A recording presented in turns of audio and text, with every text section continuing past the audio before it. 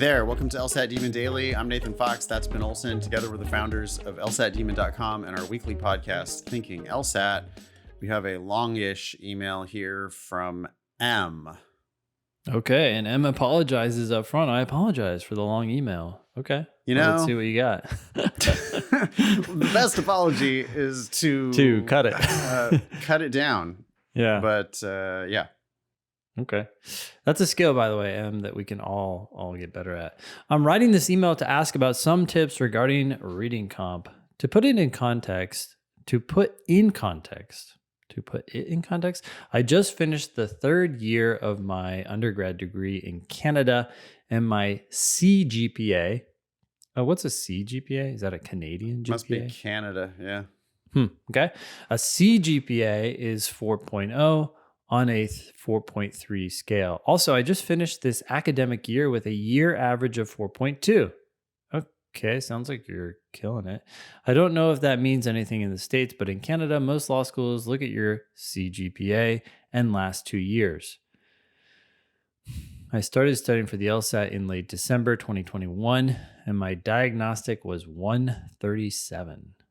I spent hundreds of dollars on Kaplan books and 7 Sage, and after a month of diligent studying, 1 to 2 hours a day, my accuracy had not improved, and neither did my overall score.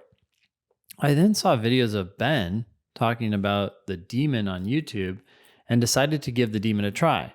Since I've been with the Demon, my score has increased to a 155. Not great. Far from my target, but still a decent improvement from my diagnostic. Yeah, you got to focus on your progress. I wouldn't worry about the fact that you're not where you want to be yet. I mean, after a month, well, that's. I think M is underestimating how long and hard this process might be. I mean, I know M from classes. Mm-hmm. And M asks a ton of questions, and they have a tone of like put upon a little bit, like you can feel the burden. Like it's as if it's this person who's been studying for 9 months. Mm-hmm. But now what I'm seeing is a month of diligent studying with Kaplan and 7 Sage, 1 to 2 hours a day. And 1 to 2 hours a day, that's great. But I mean, a month, 1 to 2 hours a day, no progress. Well, I mean, that's bad materials, but it's also just a month. And now kind of instantly with the Demon go from 137 to 155, which is an amazing amount of improvement in, like, I think if I'm 2 months, correct, maybe? I think M has been around with the Demon for like a month. Okay. Huh. So, well, I mean, I think M started in December, but yeah, I don't know. Okay. Oh, in December. Okay. All right. Just so maybe it's been a couple months. Yeah, a couple months here, a month there, and a couple months here. But anyways, month there, a couple months here. But 3 still months. 18 points progress from the diagnostic, which is pretty damn good for 3 months. Yeah. So it's like, I don't know, people get so discouraged, and instead maybe you need to be kind of counting your blessings a little bit. Counting your blessings. That's a first I think I've heard from you, Nathan. That's pretty good. I mean, I think a little bit of gratitude can go a really I don't long disagree. way. I just felt like I was like back in Sunday school all of a sudden. Count your blessings. Nathan's that one. Great teacher, Nathan. Okay, so anyways. Oh, yeah. Look, there are people who have been at it for a year, right? Sometimes. That's a great amount of progress. I'd be excited about that. Yeah. You should be Yeah. excited about this amount of progress. Yes. Yeah. Okay. I'm averaging -6 to -4 on games. I finished the first 3 games with 100% accuracy, but never get to the 4th game. Don't worry, you'll get there. That's, by the way, just let me interrupt again, but like plainly, go ahead. you just haven't put the work in yet. No, that's all there is to it. There's what? How many games again? 400 roughly. 400, yeah. There's roughly 100 tests. We got 4 games per test. We've got roughly 400 games. And people think they've done a lot. And it's not that they haven't done a lot, but I press people all the time. I'm like, how many have you done? How many games do you think you've done? Rough estimate's fine. I don't care. Rough estimate. You don't have to count them up exactly. Just give me roughly, like, order of magnitude. How many games have you done? 20, Nathan. I've done 20 games. Exactly. Yeah. People are like, well, I've done like 10 sections worth. So like 40. You're like 10% of the games. Okay. Okay, good. You've done 10% of the available prep. And did you even do all those games? Because sometimes they don't do the last game and they never get to them. Yeah. So I mean, you know, you're not yet perfect on the games, which we say is basically, if you're not perfect on the games, then you're not prepared for the test. You need to get to perfect on the games, or else I think you're just leaving money on the table. And by perfect on the games, we really mean you need to become perfect. Just you need to become perfect. Yes. Like entirely. As a human. But on the LSAT logic games, I think you should be able to reliably score perfectly in 35 minutes, or else you're not prepared to take the law school admission test. Yeah. I mean, I've seen so many people go from 0 all the way up to perfect. And I know that it's not a matter of like magic knowledge or tricks. It's a matter of, did you put the work in or did you not put the work in? If you put the work in, you will eventually get to perfect on the logic games. And if you don't put the work in, then you might not get to perfect on the logic games. Sorry to be so like stark about it, but you know, that it's like, okay, you've been at it for a few months, but in a few months, 1 to 2 hours a day, he has not done all of the prep for the games, right? So there's a big area of opportunity there for him to just do the work. Yeah. Get to perfect on the games. Okay. M continues constantly. Okay. Constantly -7 on logical reasoning. I usually get 4 or 5 wrong. So I guess you're not getting to 2 or 3. And a disappointing -15 on reading comp. My major requires heavy reading and writing. So I can't understand why my RC is so bad. I usually finish 3 passages and get 50% accuracy.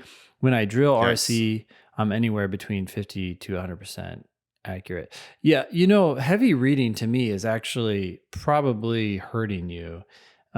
Usually what that means is your classes are giving you lots of books that you have to read within a short amount of time. So you're developing this ability to skim and get the gist. And you're not being tested on the exact understanding of what's being said. You're being tested on a very general, what kind of happened roughly. Yeah. And people conflate like verbosity with, you know, technical accuracy. That's so weird. Like, that's exactly the phrase I was going to say. That's the phrase I had in my head. Technical accuracy. It's well. Have we been hanging out too much, Nathan? Maybe we do. We have spent quite a lot of time together. We were talking yesterday. You know, I one thing I do in my classes a lot now is I'll share my screen, I just newly discovered this because I ripped it off from one of our awesome teachers who does this. But share screen so that I can then like highlight phrases in arguments as we're going. Yep. And the browser feature, I'm obsessed with right clicking and just getting the definition of terms, because people didn't understand what, like they're reading the words. They're familiar with those words. Oh, these are not uncommon words. Like the example you gave me yesterday was increase, and people didn't realize that that's a causal verb. It was beautiful. It was a beautiful moment in teaching history, because the phrase was something along the lines of recent studies have demonstrated that high sodium intake tends to increase blood pressure. Yep. I'll say it again. Recent studies have demonstrated that high sodium intake tends to increase blood pressure. And then it was like a comma. And I ignore everything that's coming after the comma for now. And I stop there and highlight it. And I forced the students to think about that with me. And I said, okay, I want to know if that's correlation or causation. That's a premise of the argument. Do we think that that premise is correlative, or do we think that that premise is causative? Are we talking about correlation here, or are we talking about causation here? And again, recent studies have demonstrated that high salt intake tends to increase high blood pressure Yep. or increase blood pressure. Yep. And the whole class just whiffed. I mean, just a total whiff. Like everybody in the class, literally 100% of the people who participated said that that was correlation. Oh, I've seen that so many times. I'm sure you were getting it in the chat, right? Correlation, over and over Yep. and over and over again. Yep. Yep. And it was like the echo chamber partially. Yep. And I'm looking at it and I'm like, I think you're wrong, guys. In fact, I'm pretty sure you're wrong. Mm-hmm. So I started looking up the definitions of the words. Yeah. And I'm like, well, let's look up demonstrated or Mhm. demonstrates, whatever it was. And it was like, basically it means to prove. Mm-hmm. I'm like, okay, so these studies have proved a thing. Yeah. Like, this is true. This is not, they're not just hypothesizing this. They're not concluding this. They've proven this. Yep. Okay, so we've got real good evidence here.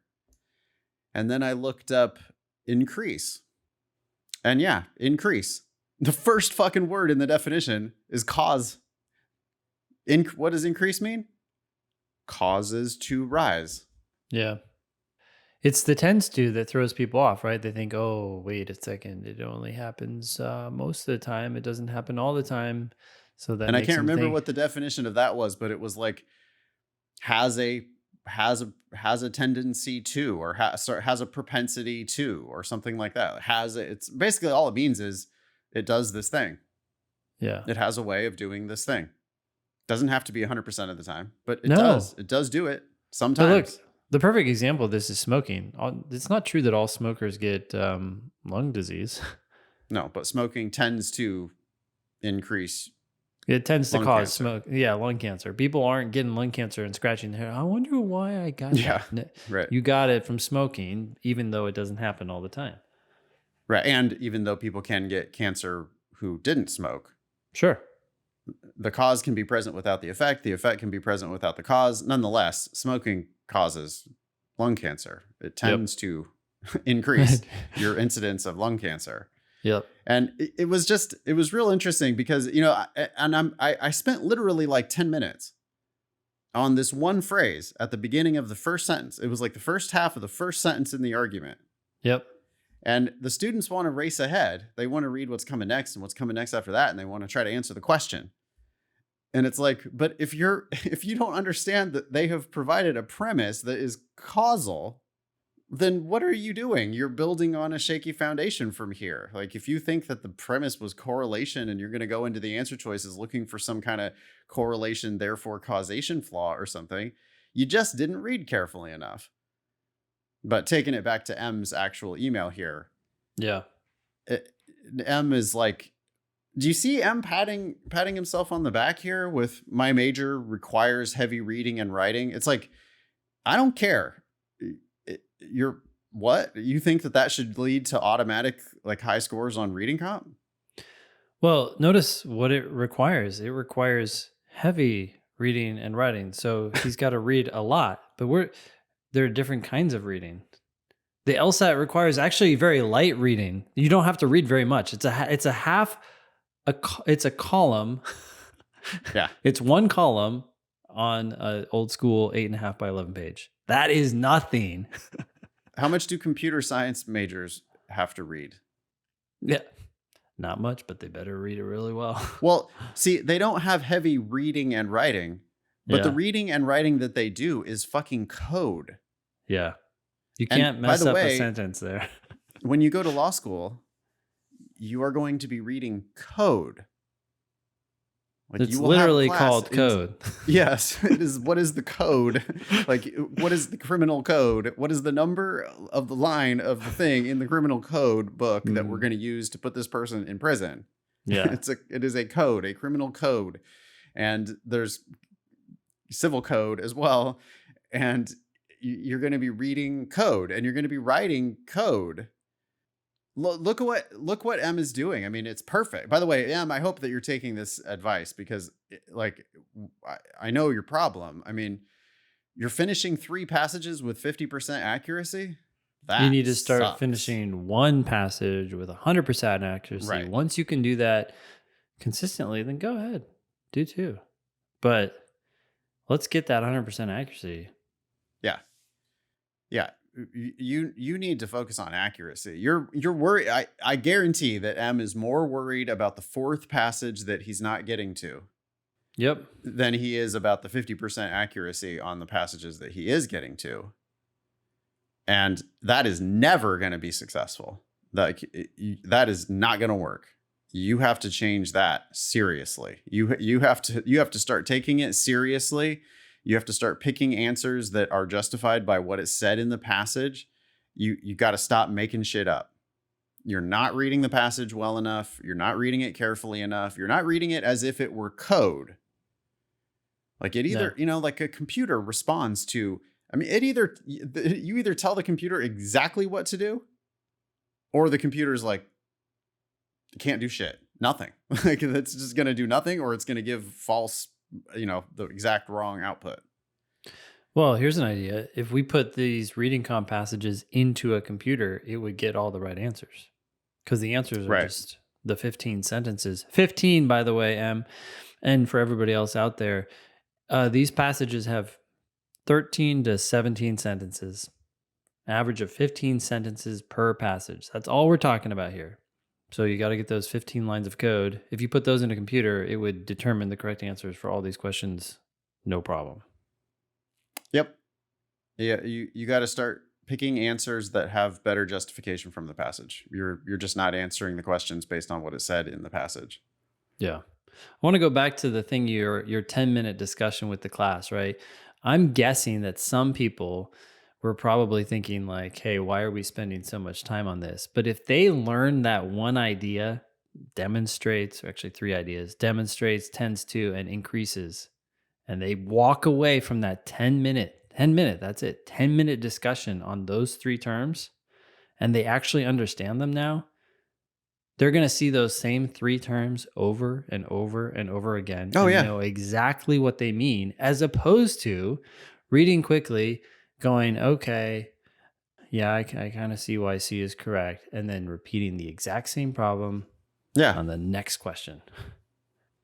Yeah, people, generally speaking, everybody needs to do fewer questions, but reach a deeper understanding of them. Mm-hmm. Yeah.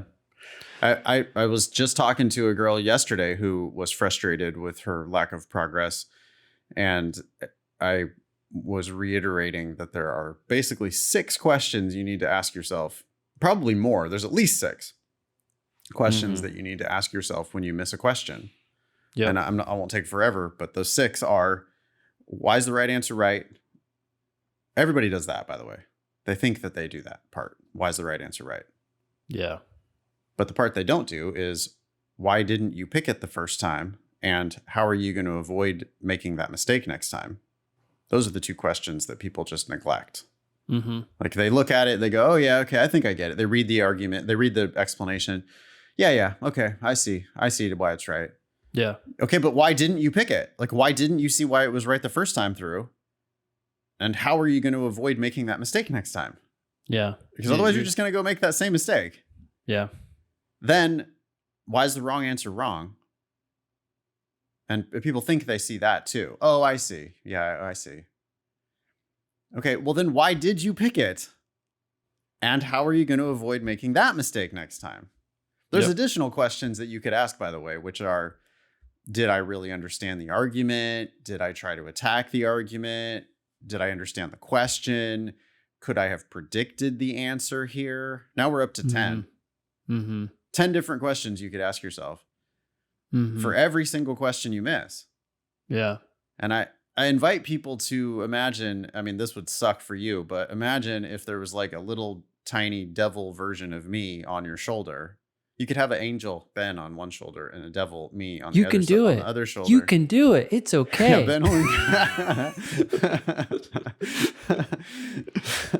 come to the gym with me at 5:30 in the morning tomorrow too. um, and then Well, you got the like super sarcastic me on the other shoulder going like, well, but I mean, here's what I really want. I want you to hear our voice in your mhm. head saying, can you explain to me why the right answer is right and why the wrong answer is wrong and why Yeah. you made both of those mistakes on the same question? Now I'm imagining myself with like judges robes where I'm like sitting up there, and I'm like asking counsel to justify, like, Yeah. counsel, can you explain to me why you not only chose the wrong answer, but also didn't choose the right answer? That right answer, it was there on the page, wasn't it, counsel? Was it right there on the page when you did the question? It was right there Did you in not front of read you. it? Did you not read it? Because you vouched for this. You came into my court and you vouched for this other answer. This one. Counsel, you see why that's objectively wrong. I mean, these words, they have meaning. They don't mean a thing that answers that question. That question also has meaning. Counsel, did you read the question? Did you read the argument? Counsel, can you explain to me, counsel? You see this passage, right? You understand that? You see the question? We understand that? Yeah, okay. Yeah. Do you see this answer you chose? Okay, do you understand how that answer does not answer the question correctly? Yep. Why did you do that, counsel? What? Explain to me. They could look back at me. I could be like, you got it. Keep going. I'm going to encourage you, but you gotta answer the question. Hey, man, we're not doing this for our health. We're not doing it because, I mean, it is like kind of fun. Like I get a little bit of like glee out of it because it is kind of a fun little game to play. Sign up for the demon and help Nathan with his mental health. Help me have fun. Yeah.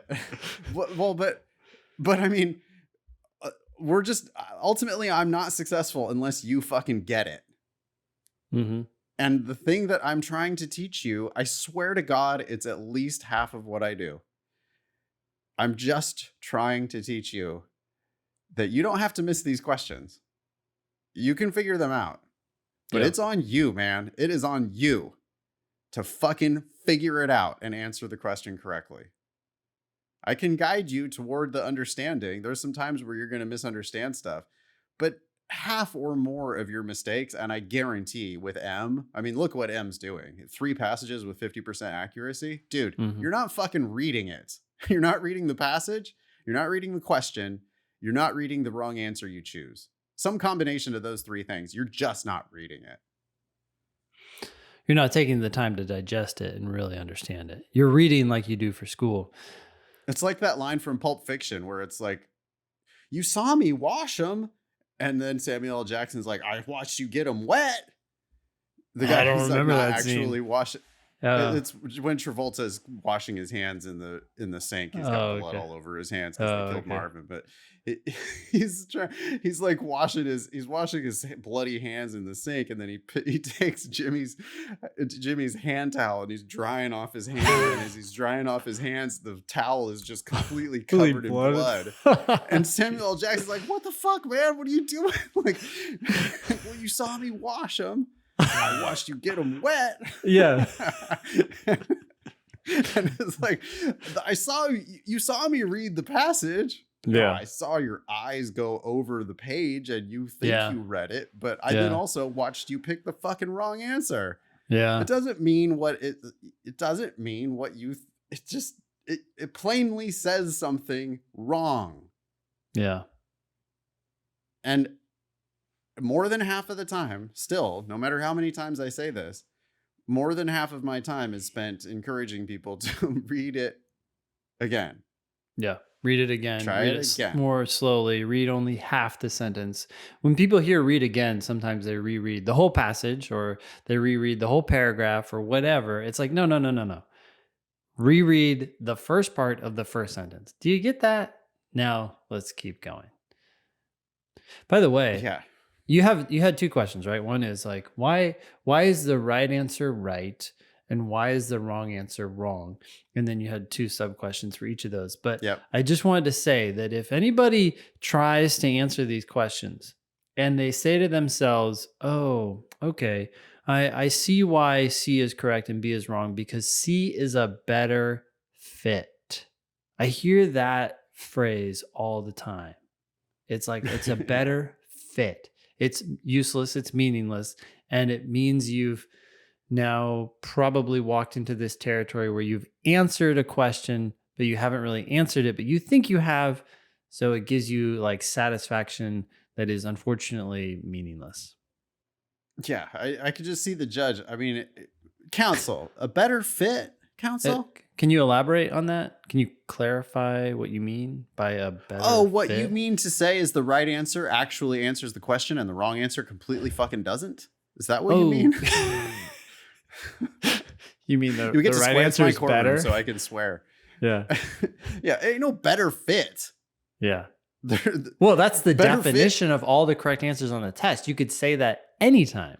Exactly. Of course. Yeah, it makes yeah, that's value free. That's Yeah. not that is never the rationale. If you think the right that you think you understand it because it's a better fit, then that means you do not understand. Hmm. Yeah. Unless you can do better than that.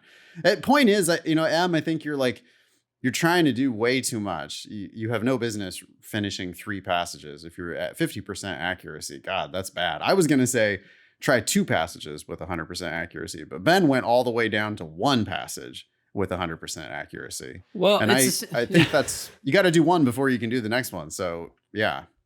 well, it's the same philosophy I have with my kids all the time, right? We have this nice meal sitting on the table and they grab like 10 chicken wings. And it's like, wait, are you going to eat all that? Oh, yeah, I'm going to eat all that.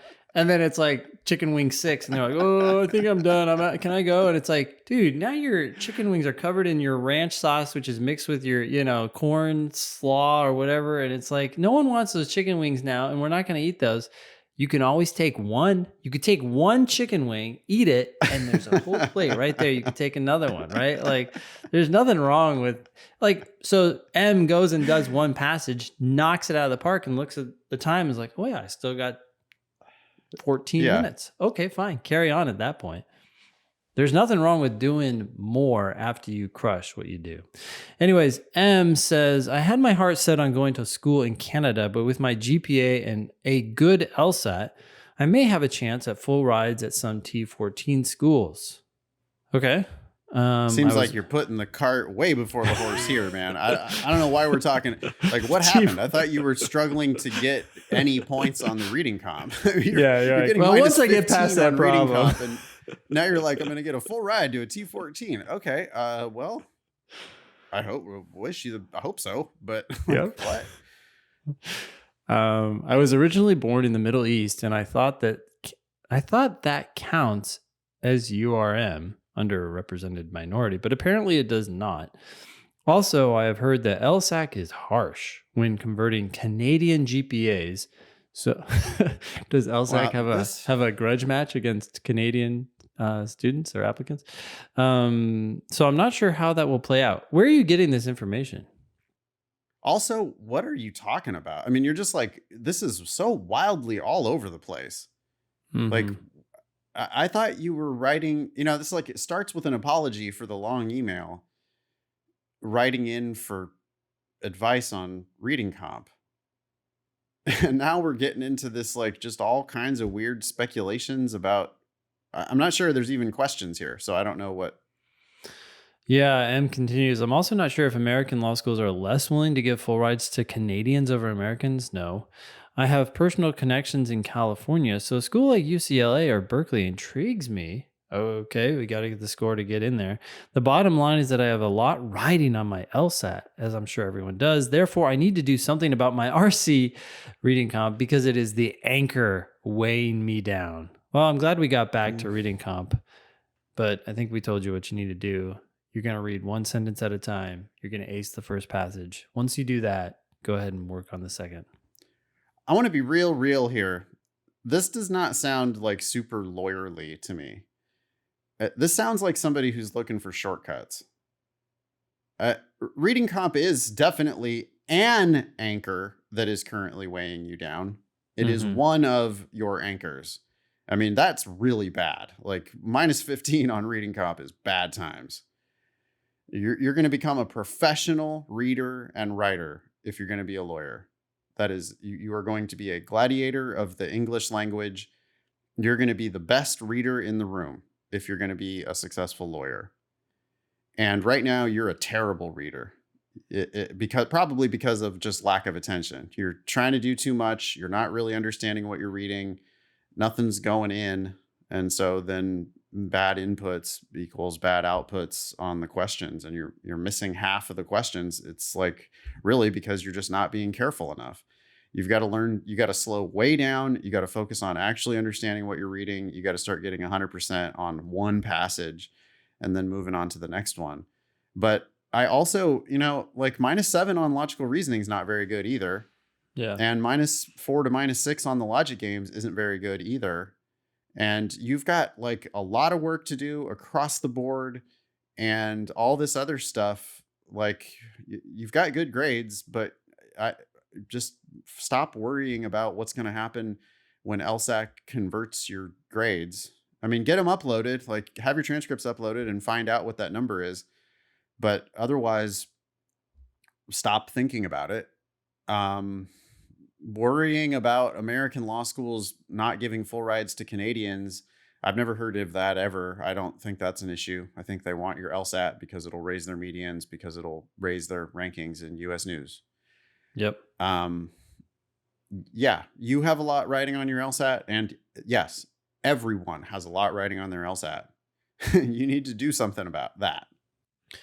And the where you're at in reading comp is not good. So I'm going to agree with Nathan here. But at the same time, you've come a long way. Just keep going. And look, if you can do what you did in the last 2 to 3 months, again, you're going to be in the upper 160s, which is a world of difference from where you are now. But how do you do that? You do that by mastering each individual sentence. That's all the LSAT is. It's a sum of sentences. You got this. And it's a test of how hard you can work. Mm-hmm. Right? I mean, like lawyers work extremely hard. This is not the gravy train. This is a place where you're going to be successful in law because you love the work of lawyers and you want to work your ass off every day for the rest of your life. That's the people who are going to be successful in law. And you have an opportunity here, Em, to demonstrate how hard you're willing to work. Yep. And it could be months. You've got a long way to go. Diagnostic 137, like that's those people. It's not usually not an overnight kind of a thing. We go from 137 to you're talking about a full ride at a T14. That's not a leap that is, like just kind of people make it in 3 months. No. But you're learning things that your major will never teach you, apparently. Because whatever this heavy reading and writing, it's garbage. It's not the right useless kind of reading and writing. Yeah. It's not with any stakes on it. It's just like bullshitting about history or bullshitting about English or whatever. Yeah. And it's like, that's just not what law is. Law is like, what are the facts? What is the code? How do the facts interrelate with the actual law here? And you've got to really deeply understand what things mean when you read them. So you've got to learn a whole new way of like being much, much more careful. Yeah. This is a tangent and then we'll wrap it up. But all right. I think that it's not as much of a tangent, but it's something we've talked about before, but I'm sure our recent listeners have not heard in a long time.